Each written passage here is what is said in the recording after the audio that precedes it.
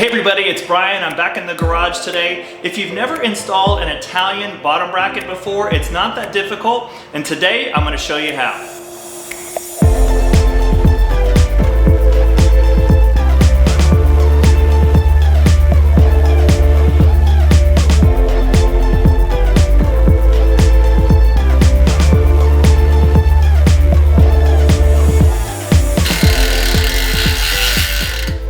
One of the things that's great about being an Italian is you can do things different than everybody else, and everybody just thinks it's fashion. And that's pretty much what it's like with Italian bottom brackets. They're a little unorthodox, but in a way they're kind of nice. For instance, on an English bottom bracket, you'll have one cup that threads in the normal way and the other cup is a reverse thread. Not so with the Italian bracket. Both of them righty-tighty, lefty-loosey, both sides of the cups. The downside of that is that the force of the pedaling can cause one of the cups to come loose, the left side. This can easily be counteracted with some thread locker and regular maintenance on the bottom bracket. But if your bottom bracket's creaking and it's time to replace it, you have an Italian bike like a sexy Pinarello, and you want to replace the bottom bracket, no big deal. A couple things to keep in mind when identifying an Italian bottom bracket. The thread pitch and diameter are listed on the cups themselves, and they should read 36 by 24. This means that the cup diameter is 36 millimeters and the thread pitch is 24, which means that it takes 24 rotations in order to sink the thread in 1 inch. So that's another important distinction about an Italian bottom bracket. Italian bottom brackets are pretty much exclusive to Italian bikes these days, like Pinarellos. And they've kind of fallen out of favor since about 2010, so you don't see them very often on newer bikes. But there's nothing wrong with them. They're easy to install, and if you're ready to get into it, let's go into the tools section and I'll show you the tools that we're going to need to do this job, and we'll just get right after it. Alright, you're going to need a few tools for this job. This is an end cap removal tool, and this one is made by Park Tools.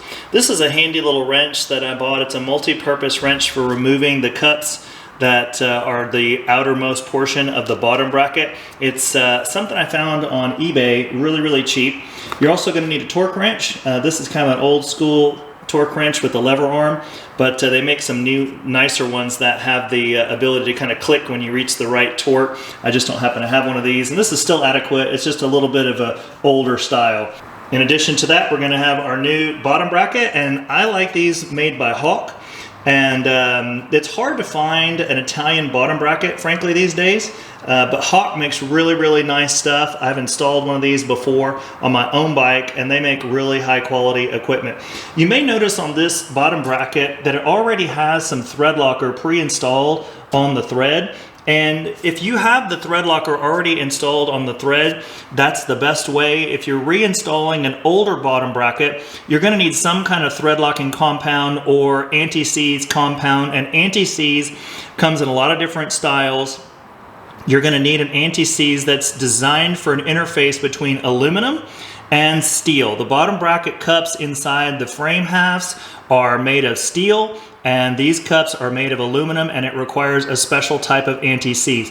The thing about not putting any kind of lubricant or anti-seize on there is the cranks are more likely to creak if they're not solidly in place and have some type of interface between the threads to stop that kind of squeak. So we're basically at the point now where we're ready to deinstall the crank, so let's get going.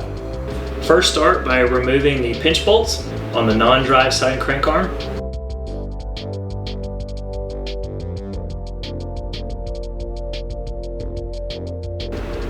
Push up the stop plate and remove the end cap from the non-drive side crank arm.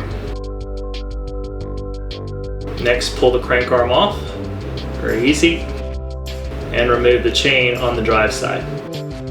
With the chain out of the way, sometimes a mallet is required to remove the crank, but I didn't have any problems with this one, and I just pulled it out by hand.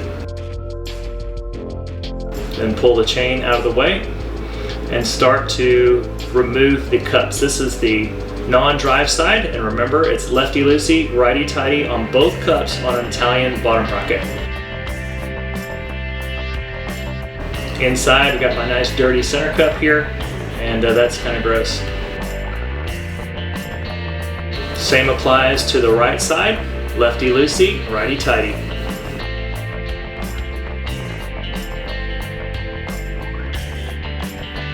Remove every bit of dust and dirt in those threads. Any kind of interface that's dirty or greasy will not only stop the thread locker from working, it's also more likely to lend itself to creaking prematurely. So clean them out both sides very thoroughly, and then install the cups by pre-applying some Loctite blue and then inserting the cup. Nothing wrong with putting a little bit of extra Loctite on there. It prevents creaking. Snug up the cup using my special tool, and then followed by a torque spec of between 35 and 40 Newton meters.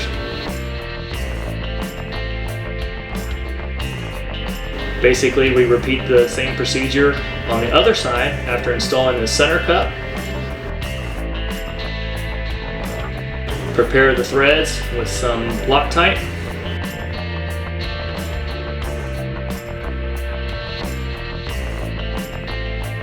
And then install. Same procedure. Clean threads, Loctite, drive the cup home using the righty-tighty. Snug up the cup.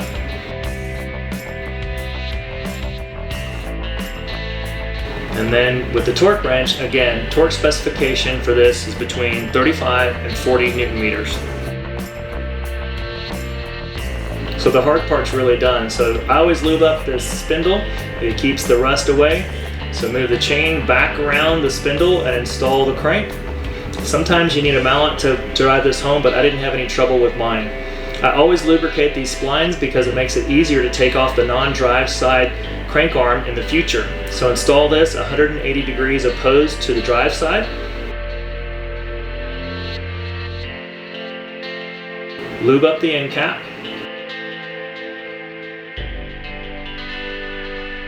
And install. Using the special part tool, you just tighten this to only 4 inch-pounds. It's very gentle. You don't want to over tighten it because you can pinch the bearings and it's a detriment to the performance of the bearings.